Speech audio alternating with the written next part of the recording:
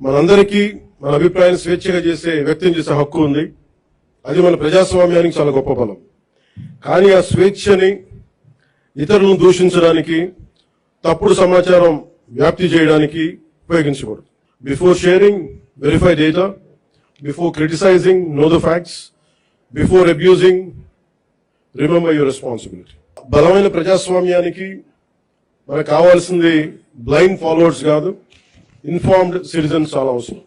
మీ చేతుల్లో మొబైల్ ఉంది, టెక్నాలజీ ఉంది, ఇన్ఫర్మేషన్ ఉంది, ఓటు ఉంది, టాలెంట్ ఉంది. కానీ అన్నిటికంటే ముఖ్యంగా మీ చేతిలో మీ భవిష్యత్తు ఉంది, దేశ భవిష్యత్తు ఉంది. ప్రతి తరం తన కాలానికి ఒక బాధ్యతని మోస్తుంది. స్వాతంత్ర ఉద్యమంలో ఒక భగత్ సింగ్, చంద్రశేఖర్ ఆజాద్, నేతాజీ వంటి యువకుల స్ఫూర్తితోటి ఆ రోజున దేశం కోసం త్యాగాలు చేశారు. స్వాతంత్రం వచ్చిన తర్వాత తరాలు దేశ నిర్మాణానికి పునాదులు వేశాయి. ఆ జాతీయ నిర్మాణపు జ్యోతిని ముందుకు తీసుకువెళ్లాల్సిన అవసరం ఈ దేశపు యువతది.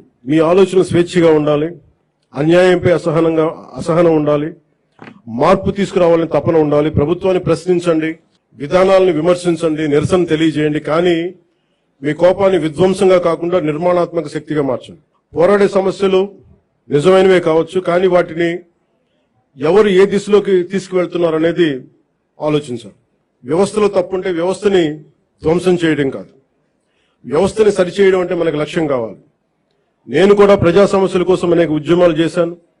కానీ ఎక్కడా కూడా ప్రజల ఆస్తుల్ని ధ్వంసం చేయడం కానీ, హింసకి దారి తీయడం కానీ, సమాజాన్ని విభజించడం ఎప్పుడు మార్పుకి మార్గం కాదనే ఆలోచన ఎప్పుడు దృష్టిలో పెట్టుకొని ఉద్యమాలు చేశాం.